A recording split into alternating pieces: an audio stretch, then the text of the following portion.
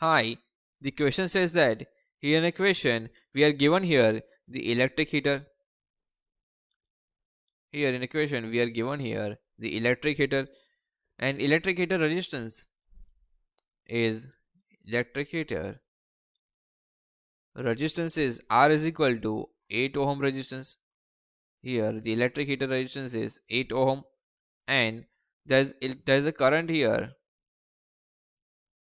I is equal to 15 ampere we are given here, and there's the electric heater we are using for the time t is equal to 2 hours.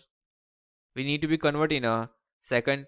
2 into there is a 1 hour is equal to 60 minute, and there is a 1 minute is equal to 60 second.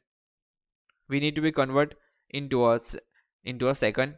60 into 60, that's 3600.